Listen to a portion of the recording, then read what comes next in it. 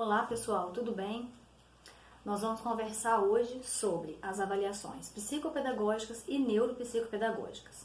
Na verdade, as duas avaliações feitas pelo psicopedagogo ou neuropsicopedagogo têm o mesmo público-alvo, que são crianças, adolescentes ou adultos com dificuldade de aprendizagem. Então, geralmente, quem encaminha essa criança, esse indivíduo para a gente, é o médico, neuropediatra, algumas vezes o psiquiatra e a escola. Então, nós sabemos que o psicopedagogo, o neuropsicopedagogo não vai avaliar distúrbio alimentar, distúrbio emocional, distúrbio psiquiátrico, distúrbio da fala, porque cada um desses distúrbios tem o seu profissional certo para avaliar: o fono, o psiquiatra, o nutricionista e o psicólogo. Então, nós vamos nos ater à aprendizagem.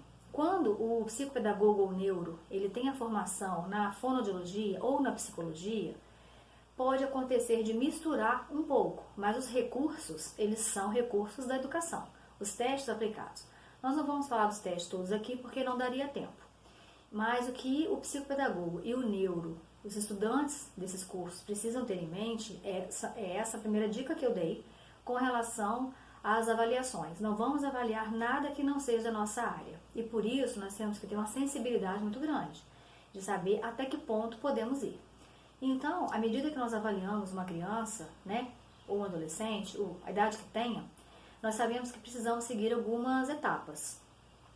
Primeiro, contato telefônico, geralmente, depois a anamnese, e aí fazemos um período de avaliação com a criança, ou adolescente, ou adulto, aplicamos os testes que eu comentei, mas que nós não vamos poder falar de cada um agora, e depois fechamos com a devolutiva, que é o documento que é dado à família, depois enviado à escola ou levado pessoalmente à escola, para que possa ser começado ali o trabalho de intervenção, que é o tratamento, de fato. Então, o psicopedagogo ou neuro, ele vai trabalhar em cima de uma hipótese. O psicopedagogo, ele não faz diagnóstico sozinho, ele não faz um laudo dizendo que a pessoa tem, ele não coloca um CID. O CID é propriedade médica, é o Código Internacional de Doença. Mas nós precisamos saber do que se trata, precisamos conhecer. Hoje temos o CID-10, que norteiam essas doenças. E futuramente vai sair o CID-11, mas nós precisamos também conhecer, não vamos citar nos nossos diagnósticos, a não ser no nosso relatório. A não ser que uma criança já venha com o diagnóstico de um neuropediatra, por exemplo, de autismo. Então já vai vir com o CID, pode ser o F84.1, Então, você pode novamente citar, mas você não vai dar um CID, Isso, como eu falei, é propriedade médica. Então, as avaliações são feitas, é dada a hipótese e após isso daí começaremos a intervenção. E muitas das vezes vamos encaminhar para um colega, porque o psicopedagogo e o neuro não vão fazer nada sozinhos, Nós precisamos muitas das vezes da ajuda do fono, quase sempre, do psicólogo, e aí entra o trabalho multidisciplinar, que é muito rico. É um trabalho que sozinho nós não vemos muito fruto, São raros os casos onde nós sozinhos podemos atuar. Mas muitas das vezes na própria avaliação nós percebemos que a própria escola poderia atuar em alguma dificuldade, Mas nem sempre a escola pode, nem sempre a escola consegue perceber.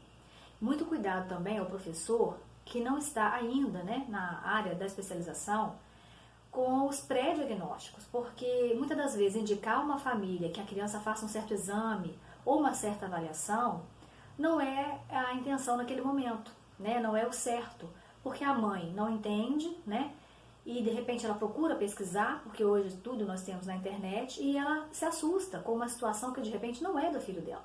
Então nós precisamos ter muito cuidado. Pensando nisso, eu escrevi esse segundo livro. Ele aqui é um passo a passo dos atendimentos, tanto da neuro quanto da psicopedagogia. Porque nós tínhamos até pouco tempo pouco recurso no mercado em relação a isso, em relação aos parâmetros que pudessem nos nortear, e até mesmo atividades. Hoje nós temos mais coisas, bem mais materiais. Uma vez uma colega que é psicóloga, estava fazendo a psicopedagogia, me perguntou a que veio a psicopedagogia.